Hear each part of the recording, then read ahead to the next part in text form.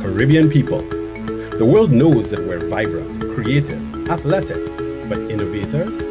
Are we people who can create companies and brands that can take the world by storm? Well, I believe the answer is yes. And if you do too, then UpTick is a show for you.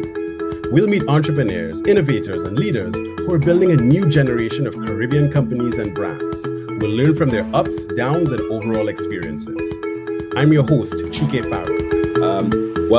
Welcome to another episode of the UpTick podcast, where we feature Caribbean innovators live. And, in this season, we continue to explore themes around social entrepreneurship and mission-driven innovation. And I'm really excited to welcome Douglas Gordon today. As you will hear, Douglas has done a range of super interesting things. He's doing some really interesting things now. So we'll get into that, his backstory, how he got into what he's doing now. But I think one of the other things that, is really cool, and we were talking about, even before we started this podcast today, is just the importance of mission and the importance of, really kind of like helping people, kind of connect to any kind of learning that they could take on their own innovation or entrepreneurship journey. So Douglas, it's a pleasure to have you. Great to chat with you today. Thank you for having me. Yeah. So one of the things that's like super interesting about you is that, you're from the Caribbean, but you've, lived all over the place and you've done all sorts of interesting things. But I like to sometimes start at the beginning. Sometimes we jump straight into what you're doing now, but today I think it's super interesting to start at the beginning. So maybe just tell our listeners where you grew up, and where your sort of formative years in the Caribbean were, and how that might have kind of connected to what you've gone on to do entrepreneurially. Well, I was born in New York, but back in Trinidad, within a few months, if you will. And I left Trinidad when I was just about 10 to go to school in England. My mom moved. And I was in England for a number of years did middle school there, and then started grammar school. And then we relocated to New York. So I finished high school in New York, 10th, 11th, 12th grade. Then I went to university in Philadelphia. Then I moved to Atlanta, and then I moved back to Trinidad in 1999. And then in about 2005, 2006, I moved to Jamaica. Wow. So I've moved around a little bit, yeah. Yeah. I usually tell people my story is a little bit of a yo-yo story, and you have that too, moving around and so on. But one of the things that's actually pretty cool about that is that you actually are able to generally absorb different things from different experiences, and they all kind of help to shape who you are. So I'm kind of curious with that experience of shifting from Trinidad to England and the US. What were some of the things that particularly at that age and stage, right? What were some of the things that struck you, either kind of like positive or maybe even negative, as someone who sort of started off growing up in the Caribbean? What were some of the things that like really struck you as you moved to each of those destinations? Maybe we'd start with the UK and then the US. I'm always interested in that dynamic, and what you learned about yourself, and what experiences stood out. Well, one of the first things I learned about myself when I moved to the UK was that that I was Black, because before that I was Douglas, but now it seemed to be more important that I was Black. My mother had put a huge premium on education, and she's a very, very astute woman, very hardworking, very industrious and determined. And so, she had some business success in Trinidad between when, she and my father separated and before we moved. And so she faced a little bit of a conundrum. She said, look, I want the best education for my children. It's very important to me. And then she also arrived at the realization that if she put all her money, into education, then she'd have really educated children. But what if the children, didn't take care of her, right? So her workaround or backup plan was she realized that in a lot of neighborhoods, the sort of quote unquote best neighborhoods also had the best public education. But with that formula, she would own the real estate, of course. So she'd have her asset and she'd get her kids, the best possible education. So it was, a proverbial win-win. So, I ended up in these environments that were, lovely, lovely neighborhoods in both the UK as well as in New York. Um, Excellent educational systems, but yeah, we were the only black people in the neighborhood, so to speak. And so I think one of the biggest lessons I learned in England, and I think it's something that is misunderstood even in the US, is there's a massive difference between prejudice and racism. And a lot of times we paint the brush of people who are really just prejudicial or have prejudicial concepts with the racism brush, and there's a massive difference. And as the minority community, it's important that we understand that most of it is a lack of exposure. I mean, don't get me wrong. There's some people with some half baked ideas, who are really dead set in this idea that they're better than other people, which that's a whole different topic, whole different conversation. It's as ridiculous as it is. But fundamentally, in terms of navigating the landscape, if you have an appreciation that people are just not exposed, then you at least give yourself the mental bandwidth to figure out how to navigate through the challenges, as distinct from they're all against me kind of thing. Um, Right. and Right. that's really what I found. I always say England was an experience that I wouldn't trade for $1 million, but I wouldn't want to relive it. And in large measure because, what it's very good at is these very sort of strict rules and regulations, and there's a lot of structure in the tradition, which I think are very good for a young person. Having said that, you have to find ways to navigate the system. I'll never forget, in school, I played a lot of football, and I was a little bit of a hothead at the time. I was very, very passionate about what I did. I was always trying to win, and invariably, I'd end up in these scenarios where, if my team won or I made a huge contribution to the victory, it turned on this. It turned, the people who are just I was competing against, even Steven. It now became that I was a black guy, and that led them to be able to say what they wanted or call me whatever they wanted. And back in those days, you call me a name, my response was to retaliate. Not with words, but with physicality. Yeah. And in England, they have very simple rules. Who hit who first. It's as simple as that. And I'll never forget in grammar school. I was also fortunate because I think a lot of the teachers and so forth, as much as they were all white, they recognized, in grammar school, for example, I was the only black boy out of 1,200 boys in Wow. grammar school. And they weren't used to, they just weren't used to black people qualifying to go to that school, right? Now, be that as it may, you had the rules. And so I'll never forget, I had to learn because I had a headmaster who the rules were the rules, but at the same token, he had enough empathy not to come down with the full sort of, the full law of the land, if you will. Hmm. When I was intransient by virtue of responding in a way that I shouldn't. And I'll never forget one day my mother said to me, she said, son, you gotta find another way.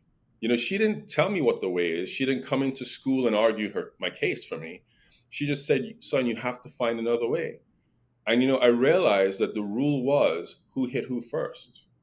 And in that moment, I had to force myself to take a mindset that said, well, if I choose not to let your words affect me, then that's my choice. I now have the power. And so in that moment, how it manifested the first time was, in the locker room and the changing room, whatever they call it there, again, the same little name calling. I said nothing. It got a little bit louder, nothing. No reaction from me. I just continued doing until one of the guys, the main protagonist, tapped my shoulder. Hey, I'm talking to you. But with that, I knocked his lights out, right? But what I appreciated and respect about England is when the question came, who hit who first? Right. It wasn't just for me to argue. There was enough integrity and character that even though all those guys were laughing at the fact that I would get riled up because that's the victory, right? Let me show you how easily I can get this dude riled up. Whether or not I'm going to get hit in the face, kicked in the head, or whatever I might quote unquote lose, I've actually won because I set the ground rules for what victory looks like That's without right. him even having a part of the conversation.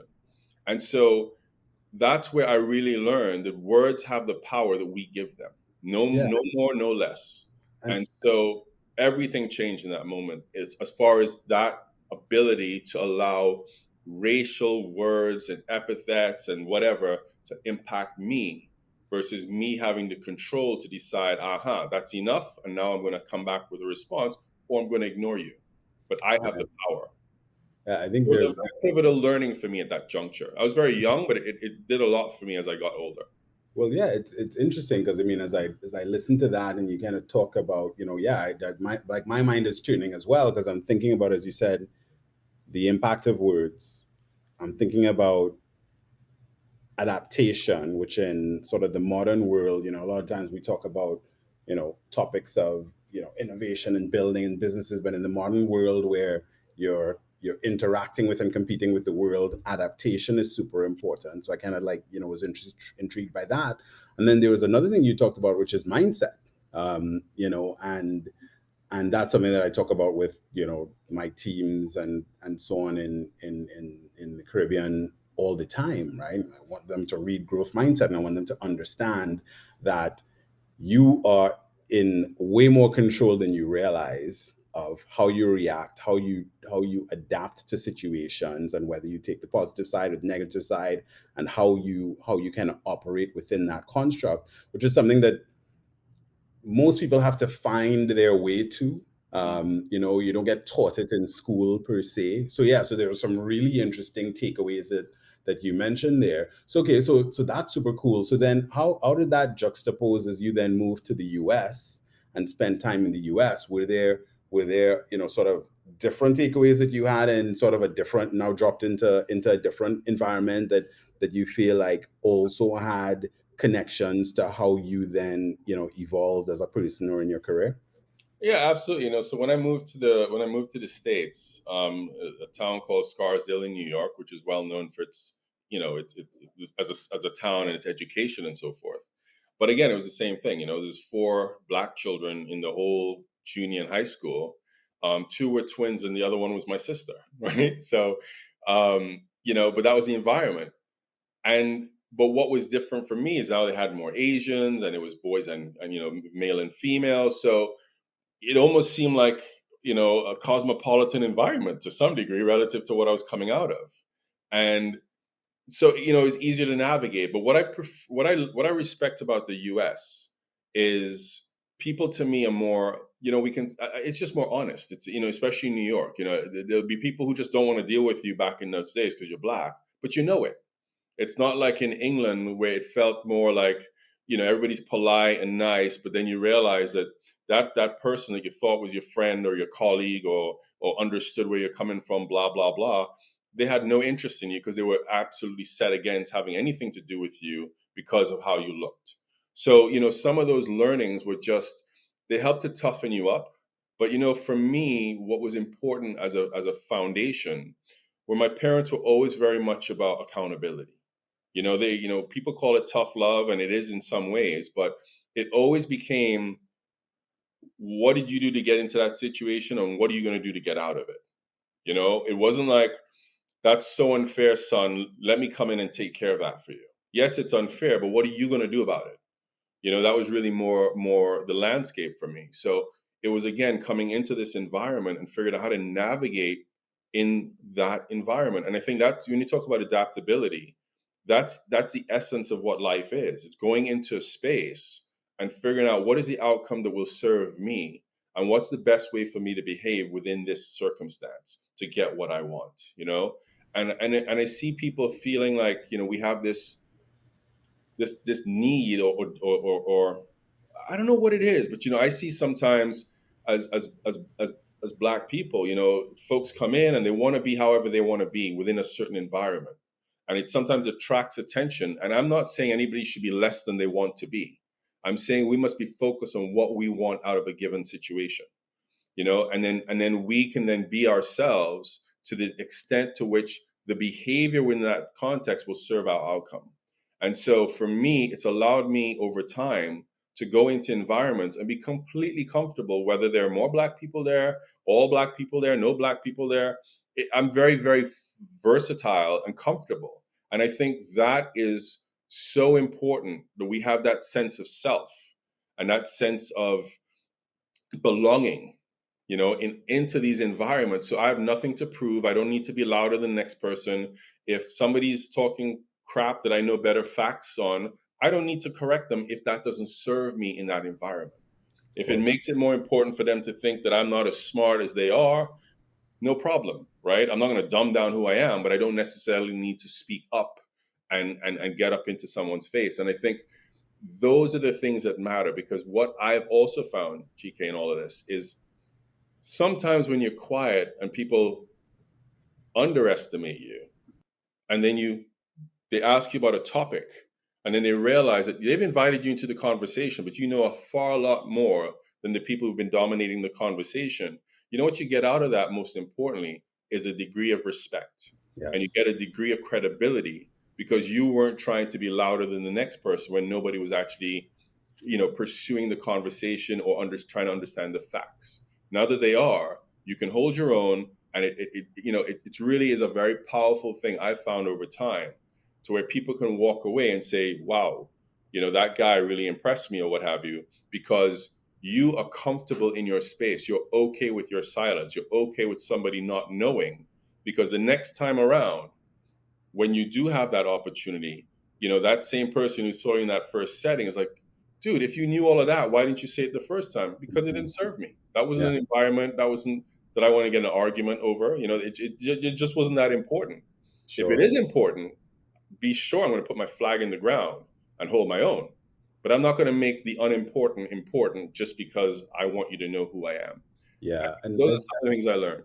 No, I think that's super cool because there is something to, and it sometimes comes with, a little bit of experience as well. That the emphasis that you can have sometimes when you're younger, when you're starting out to prove something or prove yourself, that can kind of, I think I've talked about this with a lot of other entrepreneurs and leaders over time. That yeah, it shifts over time, and you realize, yeah, you know what? No, I don't need to approach it that way to achieve certain goals. I think that's really powerful. And I think we're going to actually come back to that as we go along. So because you today are doing a bunch of different things. You're CEO of Silo Wellness, which is doing some really interesting things. But you've done a lot of other entrepreneurial things along the way. But I know so you studied economics back in the day, right? You lived in Jamaica. You lived in Jamaica sort of multiple times, kind of throughout the journey, and then you got into working. I think you worked at sort of Nations Bank, the predecessor to Bank of America, kind of out of university, and then some other companies within Trinidad before starting your own stuff. So I want you to tell us a little bit more about sort of that journey into entrepreneurship, because it certainly sounds like you had, between the experiences that you had, the influences of your parents, you had lots of sort of different influences. But I'm always curious about sort of that aspect of the origin story. What are some of the things that led you to take your first steps into entrepreneurship? Um, my first venture, if you want to call it that, I think I might have been 10 or 11, I don't remember, but I was delivering my paper route in England. And that was basically motivated by, number one, I wanted to earn my own money. I wanted to be able to buy my own things. And my first purchase was my little Walkman, the Sony Walkman.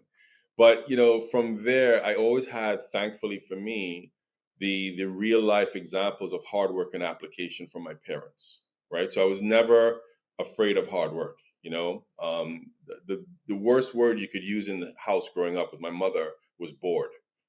Board was a recipe for a bunch of stuff that she would just conjure up in like milliseconds, and you'd be cleaning silver, and you're like, how am I so stupid as to use a word like that again, right?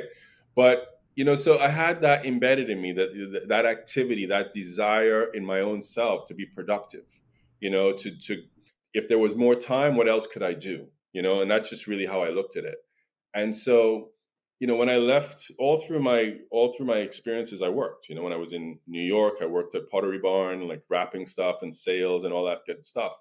So that was never a thing for me. But I think really reading, being exposed to my parents. My mom started her nursing home on her own, in very challenging circumstances, and did exceptionally well within the short span. But I didn't even have a sense of what she really accomplished until much later when I started my own business. And you're like, holy smokes, how did little old mom do all of that in such a short amount of time without this resource, that resource, this expertise, etc.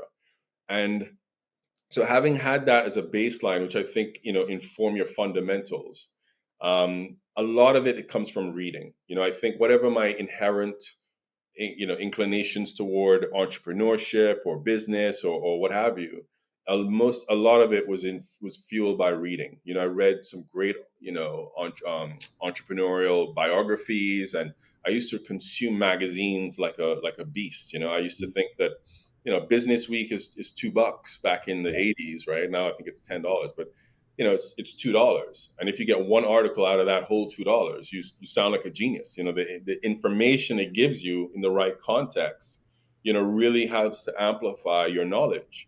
And so Absolutely. Yeah. it's really like having that hotbed of information, and really sort of this curiosity of people who created things. I always felt that it was Mhm. such a Who were some of the ones that stood out for you at that time?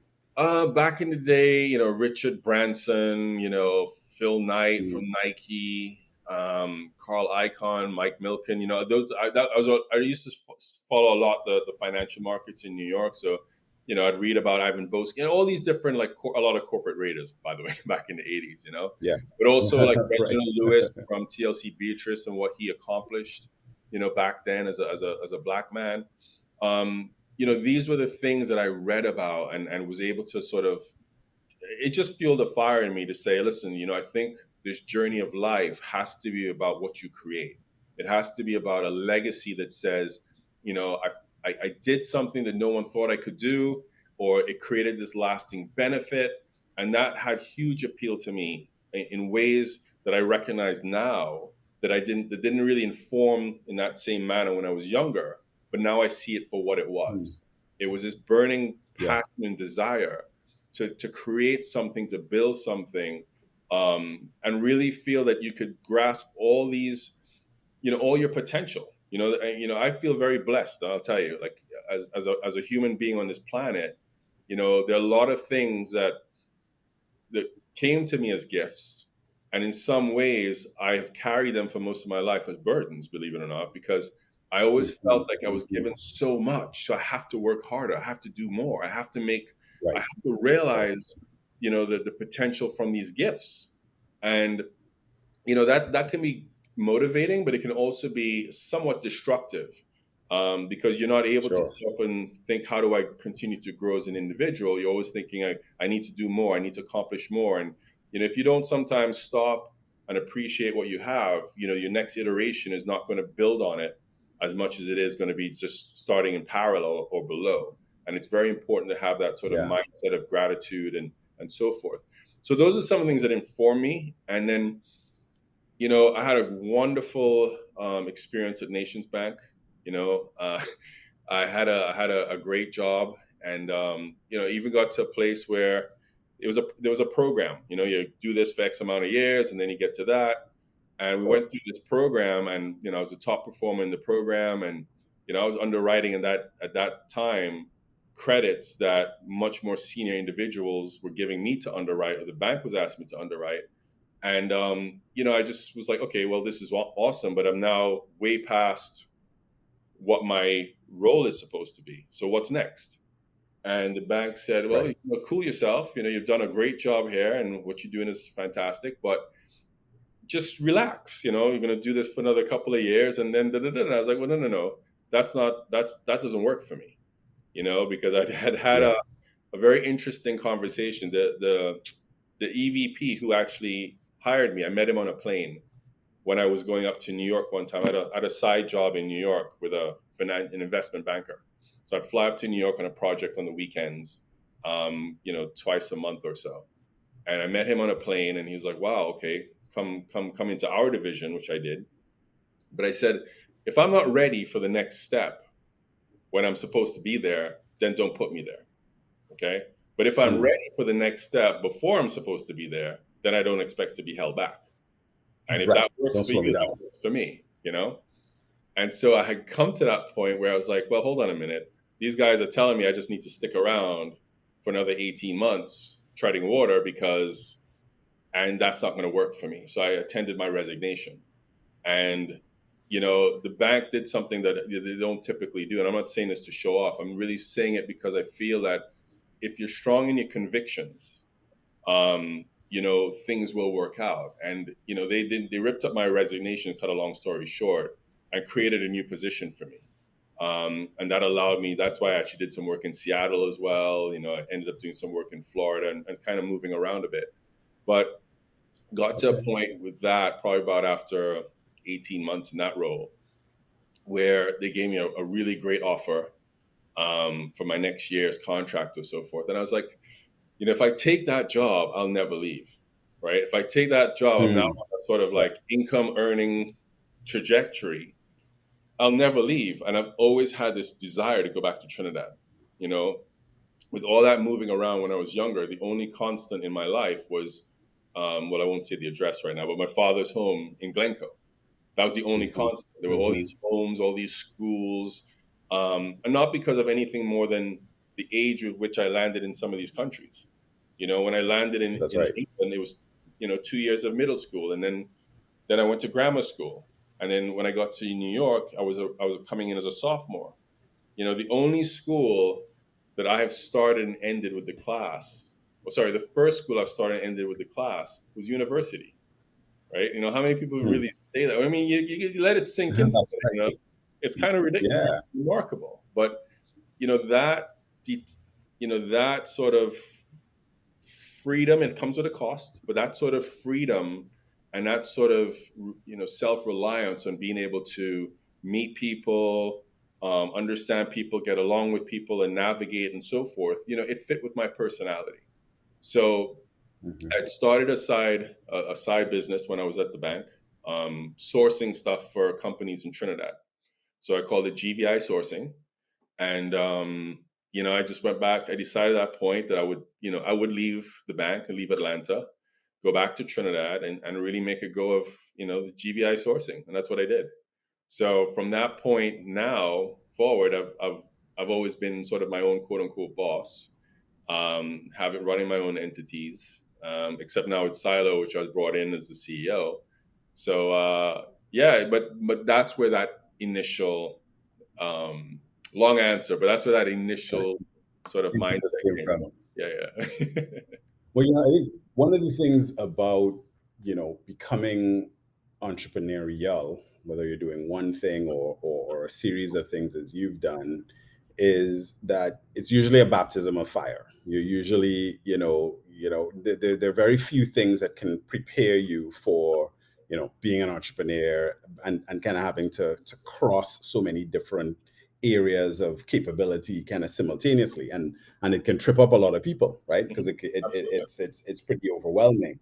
And of course, as you do successive ones, you can become more and more comfortable. So I'm curious about some of the missteps, when you look back, and the things that you really learned a lot from, as you sort of started out in the entrepreneurial area. I would love you to kind of share a couple of things that you were then able to kind of, okay, take something from that and move on to the next experience and be better for it.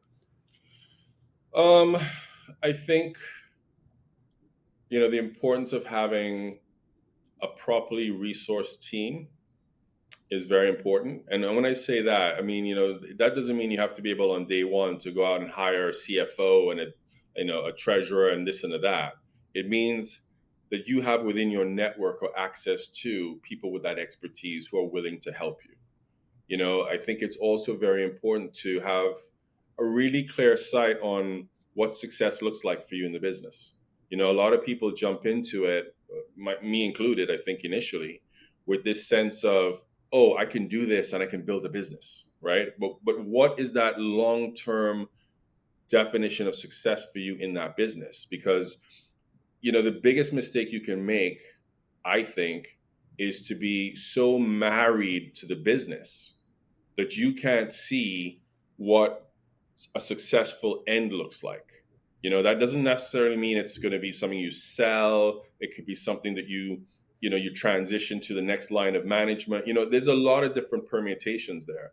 But without a clear sense of what success looks like, I think too many people end up sometimes not taking sufficient risk in their business, or sometimes taking massive gambles at the wrong time. Right. And it's Maybe just too because you much. don't know what you're trying to accomplish. You just know opportunity, and it's happened to me. I was telling someone a couple of days ago when they asked me a similar question. What was what were your biggest one of your biggest sort of um, I think they phrase it as failures, but I don't really use that word so much. I use more like learnings. And this was a very, very, Yeah. very, very rich learning for me. Right? You can decode that, but in that, I had this massive order. This is with my distribution company, which is what GBI was. This massive order, big ticket. The margin on it was now going to give us the kind of working capital to sort of move past you know hunting payroll every month. That all those kinds of things. Some breathing room finally. And went out, was able to source some purchase order financing for it. Got a loan um, from a family friend, and got the order in, did all the drama with customs to get it in, blah, blah, blah, delivered the goods. The guy's check bounced, right? And, you went from finally, I'm going to hit it to like, holy, what do I do now? How Because do I unwind from this? Yeah. now I'm out all these costs of like, making this happen, the time, the distraction, because, other opportunities have been sort of shunted to the side while you focus on this, quote unquote, big kahuna.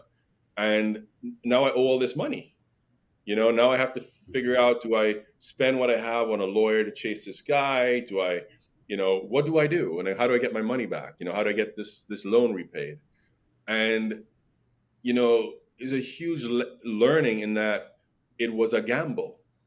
I thought I was I thought I was being resourceful in finding a way to facilitate this order, and not recognizing the magnitude of the gamble that I was taking, because we did not have the capacity to absorb anything going other than perfectly smooth with that transaction.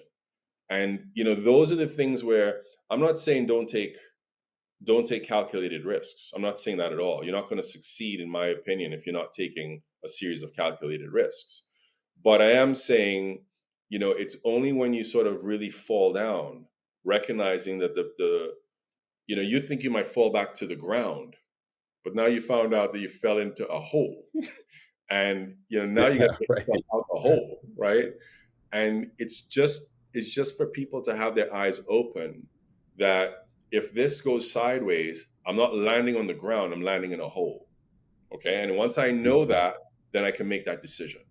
But if I think I'm landing on Right. the ground and I end up in a hole, now I have a different set of circumstances. It's not just a disappointment of taking that risk that it didn't work out, but it's now, how do I just get out of this hole back to a point where I can be disappointed? Because now I don't have the capacity to be Yeah. disappointed. I need to find answers. Um, but that I think has been a big part of that's been part of my journey. There's tons of experience, tons of stories like that I've had. But always it's with that. I think that's what some of us miss in the beginning, is really having that big sense of what success looks like. Yeah, and it's interesting because one of the things that actually is really super cool and really consistent is that across all of the UpTick podcast conversations I've had, almost to a person, they always say some variation of what you said, which I love, which is that I don't really see it as failures. I see them as things to learn from and kind of move on. And I think that's a super important thing because one of the things, and we this kind of came up a little bit in sort of the pre-brief, is that you know, you talked about the US, and one of the things that I respect about the US is just the level of tolerance for risk and for taking a chance and being willing to say, yeah, I failed at three businesses, and then the fourth one, I became a billionaire, and that's cool. It's celebrated, and and then you talked about the emphasis placed on education in your own life, and that's a pretty common theme for many people in the Caribbean. And we don't necessarily always get that push to try, and it's okay to bump your head, come back again. Can you come back stronger? So there's some really interesting things there, and I like the connection because it's come up so much in all of these conversations. I want to kind of come to sort of present for a second. Tell me a little bit about Silo Wellness. What the company is all about, and your role, how you kind of came to take up that role. Yeah, so Silo Wellness is a global health and wellness, health and psychedelic company. We operate here in Jamaica. We're publicly listed on the Canadian Stock Exchange, and we're in the very hot psychedelic sector. I say very hot, somewhat tongue in cheek, because while it's very fashionable today, the reality of it is it's a I consider a very fortunate space to be in. We're on the leading edge as an industry of bringing to light very old medicinal treatments. They've been helping people for many, many years through indigenous application, and we now have the opportunity to sort of mix that traditional cultural usage with modern science, because at the end of the day, what it has the capacity to do is heal, and heal mental health issues that we have been sweeping under the rug, particularly in the Caribbean, for so very long. And in more advanced environments, more developed, I should say, we haven't swept it under the rug, but we've been treating it with drugs that don't work. A lot there's a very well accepted um, metric that 30% of the pharmaceutical drugs that are used for mental health treatment don't work. Okay, that's accepted sort of by the scientific community, the medical community, and of course the patient community. But that doesn't include, in that 70% quote unquote that it works for, the people who are taking these powerful drugs, whether it's anxiety, PTSD, other clinically diagnosed illnesses, who are living as shadows of themselves. I've seen people who, when they're on their drugs, their medications, I should say, to help them, are absolute vacuous shadows of who they are. They're just like empty shells moving, and that's them being in a good state. And so the fact that we have a very natural compound, or natural compounds, I should say, that can give and treat people, give them back their lives, Chike. That's how I look at it. I look at it as this being able to allow people to be themselves, more of themselves. And that's why I'm so motivated by the work we do at Silo. And I feel so honored to be a part of this industry and this organization, because that's what we look to do all day long. It's like, how many people can we help? How many people can we positively impact? Because that's the power of psychedelics, is to really transform um, some of the ways that we look at trauma. And so here's the other component to it. On the one hand, we are able to now come up with a safe, effective treatment for mental illness. Okay, for all these different diagnoses that have not been properly treated in the past. But beyond that, people who are suffering with anxiety, people who are suffering with sort of self doubt, all these things that make us less than who we are, right? It also serves them, because it helps them to reinterpret their traumas. We all have trauma. We all have, mommy should have done this or daddy should have done that. And I'm not saying this to be sort of poke fun at it. It's not fun, but the reality of it is, and of course it goes on the whole continuum, things from job shock losses, or financial crises, or things more substantive like sexual abuse or physical abuse. There's so many different forms of trauma. And unfortunately, what's happened in society is we're all encouraged to hide it. We're all encouraged to pretend like everything is copacetic and super duper. Like if being positive means in some way, shape, or form, I'm repulsing the negative forces that I also have to contend with.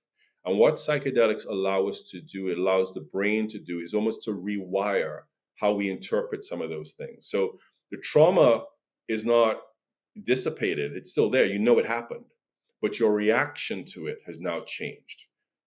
Because when you were maybe younger and traumatized, anytime somebody raises their voice in a loud way, it impacts you. So it could have nothing to do with you, but someone's being impacted because someone's shouting Right. over there, right? All of a Yeah. sudden, it doesn't impact you the same way. You can see what the shouting did to you, but you don't have this big force field around that particular aspect of your mind to where it actually, you know, impacts the way that you flow and function on an ongoing basis. So that's why I think it's such a powerful avenue that we're in, because I see us having an impact on helping people who have not gotten the kind of medical care that they need and should have been getting. But I also see us as being able to have help so many people to live much fuller experiences and lifestyles, because, to me, it's all about us being the best version of who we are at every single step Of of the way. course. How do we become, and it goes back to what I was saying before about where the burden of potential was something I carried and maybe invented for myself. And really, what potential is a very beautiful thing in that I just want to be the best version of me. You know what I mean? All the skills, all the Yeah. talents, all the whatevers, I just want to live it. And so when we can remove this idea of judgment or self doubt or self hatred or whatever else. I mean, imagine that multiplied out on so many people, and look at how it manifests today, the absence of that, through social media and all these things that get to take a hold of society because we let it, because so many people are grappling with that less than feeling for themselves that they allow these other things to come and impact them. To kind of see that. Yeah, Absolutely. it's really, it's really interesting because, one, we talked about, mission. So I love that because, and I know you've done a really interesting partnership with the Marley family as well. So you're actually connecting, an institutionalized, Caribbean brand that is globally known and revered, and you're able to kind of connect it. So there's kind of putting us on the global stage, but then there's also this dimension of, helping people, which I love. And I think as we kind of wrap, I want to kind of to touch on that in another project you've done, because you started CANEX as a kind of a cannabis conference. It's again, creating a global platform, and a big part of your thought process was, wanting the Caribbean to be front and center in this industry and not necessarily have it be kind of taken over by foreigners and so on. And so you've built this other dimension. And one of the things that you talked about that struck me is, that you wanted to do things without the asterisk. You wanted it to be indistinguishable, from the best things globally. Can you just talk a little bit about why that's so important to have those high standards? It probably connects to some of the stuff you said about your early upbringing and the accountability, but I'm not going to hear from you because I think that's probably a really great place to kind of wrap. No, I mean, Chike, like, look, I mean, life is black and white more than we think it is. You know what I mean? We like to say it's not black and white, but it really is, in many, many, many ways, not all for sure. And so, from that perspective, it's like it's either good or it's not. And if it's not good, it doesn't mean it's bad. It means we need to keep working at it to get it to where we find that standard of what good is. Good could mean excellent, good could mean satisfactory, good could be whatever you define it to be. For me, I've always said if I'm doing something, I want to do it to the highest global standard. I don't want the asterisks. I don't want it to be good considering. I don't want it to be a good magazine considering it's from the Caribbean. I don't want it to be, you know what I mean, good considering the resources they have available. It's either it's good or it's not. And so, that's the sort of relentless, black and white kind of perspective that I think we do need to have in our businesses. We do need to have in our approaches, because that's where the little margins on each little thing that we do have a massive impact in terms of what you stand for, what your brand is recognized for. You're building a business. What is it? What's behind the business? What are your standards? Someone answering the phone, "Hey, how you doing?" versus, "How are you? Thank you for calling. Have a great day." Little things make such a big difference. And it's when you have all the little things around a mission. We talk about your objective, we talk about your mission, we talk about, the word that unfortunately for me, because I'm not one who, when I hear something, usually when I have an idea or I hear something over and over and over, I start to move on to the next idea.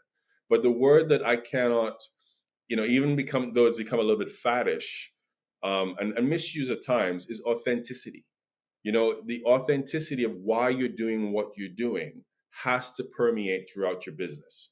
And so when we talk about silo wellness with respect to Marley One, with respect to plant medicine, with respect to, what Bob Marley stood for in terms of, that idea of we're one love, right? We're one people. We're actually one earth. That's what I've come to recognize in this process. And that's what he's talking about. The earth has the power, the tools to heal itself if we would just open our eyes and understand that.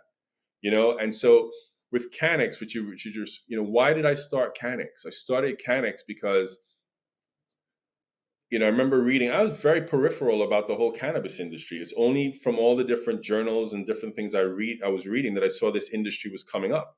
Me, I was never into cannabis, you know what I mean? Or ganja, or weed, or whatever you call it. Why? Because my mom told me I could be anything I want to be in this world. And I said, okay, if they ask me any hard questions, I have to be able to answer them honestly. So I'm not I'm not going to do anything that I don't want to answer in the affirmative at that particular time, if I so choose. But I've never had a problem with people using it. Okay.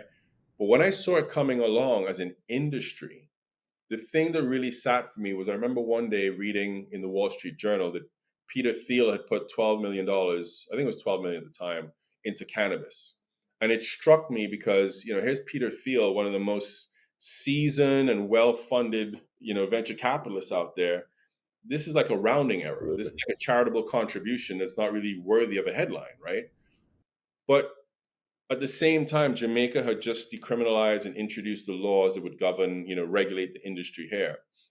And they had a town hall and it was on the news.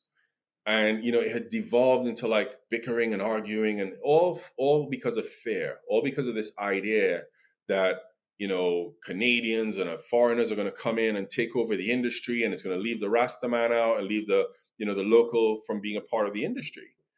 And I said, Jesus, here we are. The Wall Street Journal has this article about cannabis. We as Caribbean people, it just doesn't look good. It doesn't look like it's progressive. And it just took me back to the steel pan in Trinidad. And I remember being in the island, and reading about the outrage, and the government needs to do something when people discovered that Japan had trademarked it, right? And I remember thinking like, well, we sat on our hands, you know what I mean? And this happened. So here was cannabis that should really have a real big role for Jamaica. This is even before I truly understood the industry and its potential.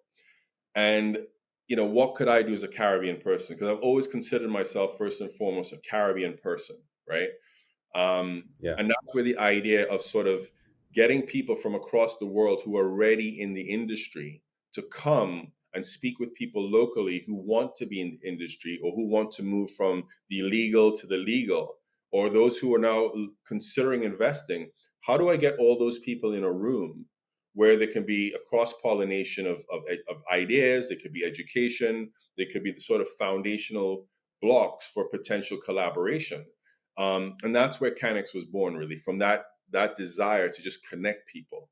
And then over time, we evolved it into a business. I really looked at it and said, well, this is a really nice project to do because it came from a good place of intention. But can I kick this on into becoming a viable business now, as opposed to something I just felt personally needed to be done? Nobody else was doing it, so let me do it. And that's how the business evolved into now, we have it every year, but we also have these additional events in different cities around the world, to really take the conversation and make people understand what the opportunity is around cannabis. Yeah, I love that, because I think there's so many things that listeners can take away from that, right? I always remember the first big conference that, my company held, or 6 people. I got them around the room. I said, hey, we're going to do a conference on digital marketing in the Caribbean, and we're going to do it in 3 months. And they looked at me like, what? And then we had Facebook, and we did this thing called the Caribbean Digital Expo. And then the Facebook, I had my friend who had worked with at Microsoft and had gone onto Facebook. And, in her keynote, she said, one of the things that's common for us at the company is we just say start by starting. And by starting something, amazing things can happen. You may not know exactly where it's going to go. So I hear those elements of evolution, but I also hear that desire to, think with a pan-Caribbean lens, which is, I think, is super important, and also think about connection, which is amazing. So, I want to kind of wrap, because there's been so many, super things that you've talked about, and so many really interesting themes, Douglas. And Chike, I think for the listeners out there, yeah, I want to interrupt you to add one more thing that I think is very important. yeah, sure, yeah, please do. And this is where I think my moving around so much has helped me, as well as my growth as an individual and becoming a little bit more aware, self-aware. You know, especially in the Caribbean, especially in Trinidad and island by island, right? We have to let go of this fear of being judged. It's too prevalent, and I think there are too many talented people who want to do more and want to do better, but they get so paralyzed by this idea of their family or their coworkers or their friends laughing at them if it doesn't work out. And it's a ridiculous conundrum. And why I say ridiculous is because, you know again, on the path of ups and downs, I remember at one point in a particular down, looking around, and there are people saying things, and I'm like, why is that person seems to be so hell-bent on saying things? And the remarkable thing about it, and if you listen, the universe will always give you so much perspective. It was a person that helped so much, in quiet alleyways, if you will, of life, that they had no idea about how much I'd helped and vouched for this person. And there they were having all these things to say. And in that moment, I said, it made me feel worse, right? Because you're like, I helped this person. Why are they saying bad things Of about me? course. But what it gave me is perspective. And the perspective that I was left with is this: I'm only interested in commentary and feedback from people that I want to grow into. Okay. Some people who are just my buddies or not or whatever, their feedback doesn't really matter. I'm okay with input. I'm okay with constructive criticism. But as far as judgmental type calls, unless you're where I'm trying to get to, it really doesn't matter what you have to say. I have to be strong enough in my convictions and that I can apply myself, that I'm willing to say it's okay if you don't like me. It's really okay if you don't like me.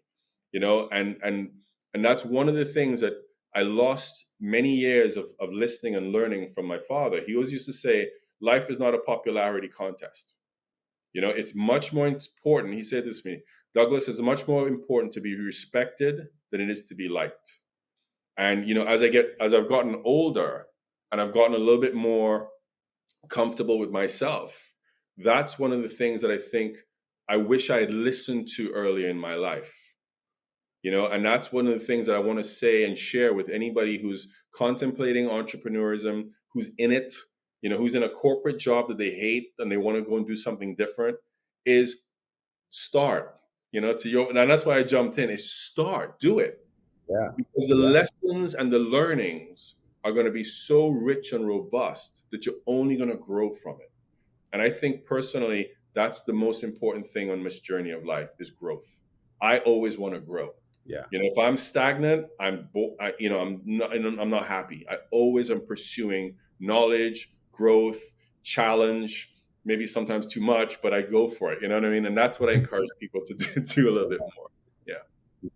No, I understand. I understand that mindset, and it's and sometimes we have to save ourselves from ourselves, but it is the foundation of achieving anything, is taking a step. So I love that. Well, Douglas, I want to say that, across the conversation, we've talked about, these themes of just kind of getting going. We've talked about themes of, not getting caught up in what people say and think and being afraid to fail. We've talked about the importance of taking things as learning opportunities, not failures, and how important it is to be adaptable, and to have that sense of ambition, and that desire to think big. But again, very common kind of theme throughout has also been the importance of mission. And so, I think this has been an amazing conversation. I want to thank you for the time that you spent. I really enjoyed the conversation. I know our listeners will as well. So thank you, Douglas Gordon, for your time today. It's been a real pleasure. Thank you for having me. Awesome. Make sure you know the next time an episode of UpTick drops by subscribing on your favorite podcast platform. And remember, share UpTick with a friend. Now, on behalf of Caribbean Ideas, this is Chike Farrell signing off. And remember, keep on ticking up.